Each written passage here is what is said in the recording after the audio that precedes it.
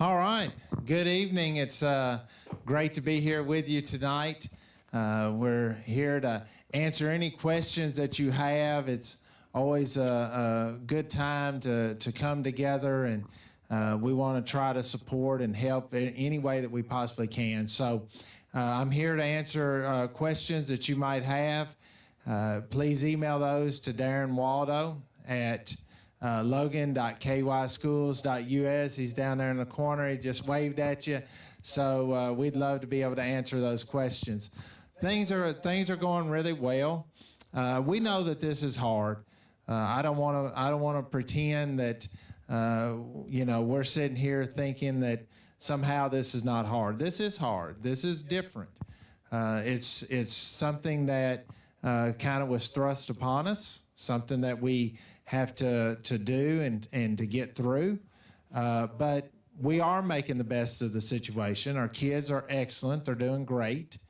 And we are making the best of it. So, we need your support. Parents, we understand there's a huge, heavy load for you right now. And we know that there's a lot on you in terms of having to work and then come home and do work at home with your children, and we understand that burden. But you have to understand it from our perspective too. Our teachers are tired too.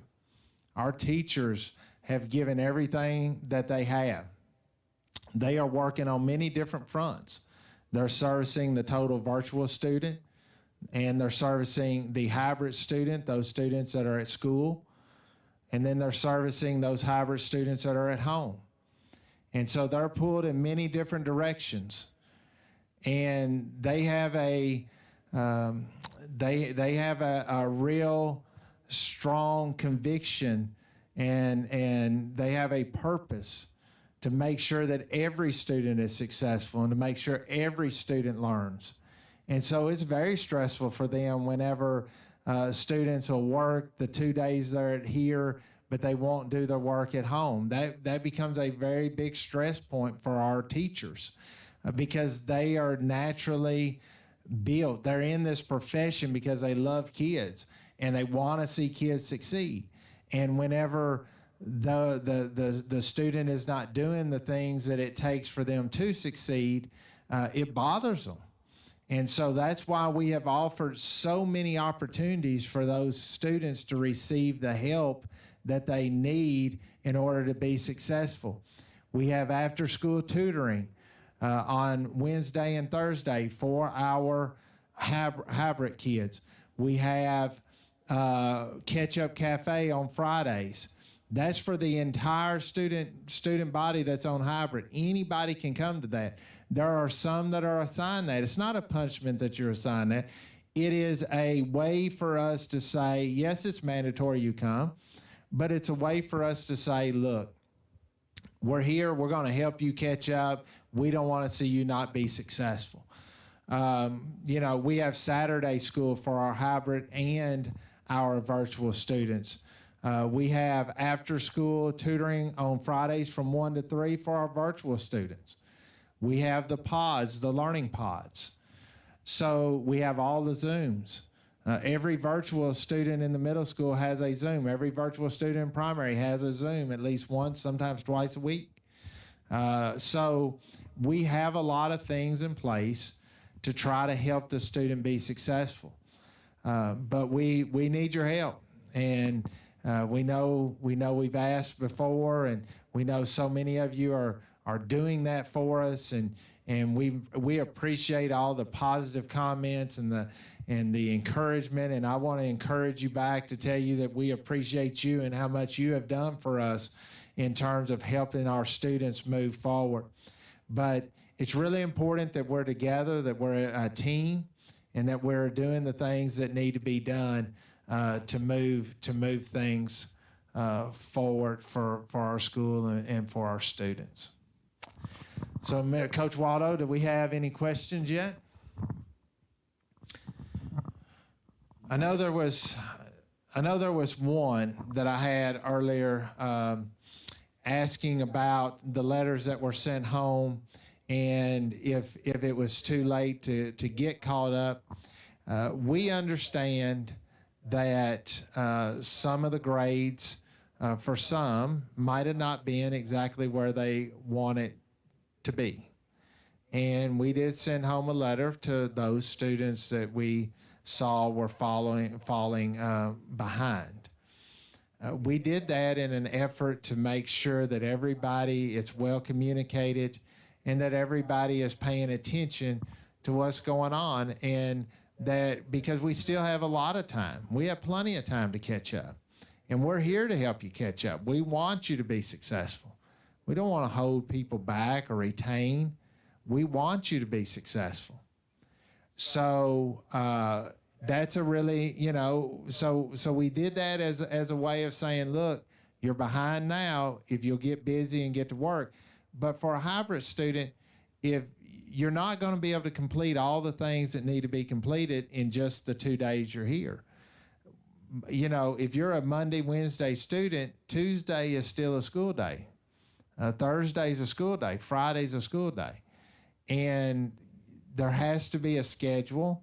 There has to be a way that there's a routine in order to make sure that the students are getting that work completed and turned in. And so that's really an important thing. Because otherwise they're not prepared and they're just not, it's just going to be hard to be successful. All right. Is there anything? No questions have come in yet, but I know from my experience, I'm one of the teachers that mentors some of the virtual students, and I've had a lot of conversations with some of these kids who feel like they're overwhelmed, but then we get into conversations and they kind of put off their work. They're not retaining that schedule, kind of like what you said, and I think that's a big impact that parents need to realize. Their students need to maintain that normal school day schedule, because it's very easy to get behind and you're digging yourself a big hole. And the students are kind of doing it to themselves when they're sleeping in till 11 o'clock. Yeah. We all like sleep in. I definitely do, but I don't get to very often anymore. So, but we have to get on a routine and we have to get on a schedule. And it's one of those things that there are a lot of distractions at home, especially when the weather's been like it's been here over the past week. There's a lot of distractions. You want to go outside, you want to ride the four-wheeler, you want to, go play outside.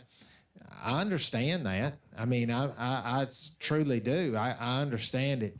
But, part of this is doing what you got to do in order to do what you want to do.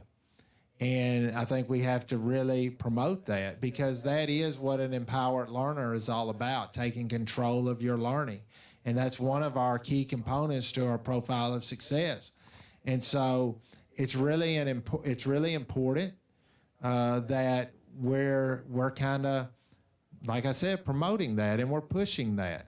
That yes, as adults, we all the time are doing things that we might not want to do, but we know we have to do them in order to get to do what we want to do. So a routine, I can't tell you how important it is to have that routine. And we understand that a lot of the technology and a lot of things are things that maybe you don't have a lot of experience with, or you haven't been able to get familiar with. But,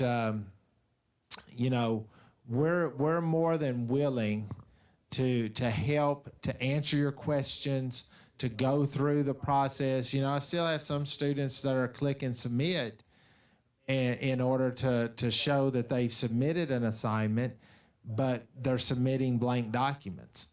And that's not good. That's not good for anybody. It's not good for them. It's not good for us. So we just need to try to stay up on it as much as we possibly can. Now, I did have another question that was asked of me or sent to my email about homeschooling. And, a student was falling behind, and so they wanted to homeschool. And I want to address that. It is your right to write a letter to our school and go on homeschool, but understand there is a re-enrollment process. where we will give a series of tests. It could be one test, it could be a series of tests to determine the placement of your child. And so when you re-enroll, you will take the iReady. You could possibly take 95%. You could possibly take Dibble's Reading Plus, some of those type of tests.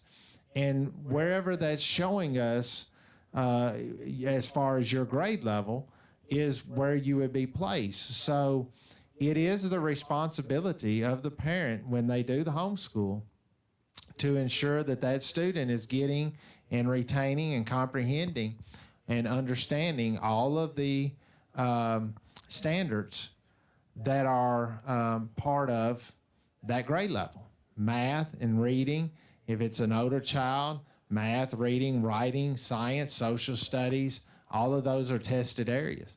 So it is a huge responsibility for a parent, a huge responsibility.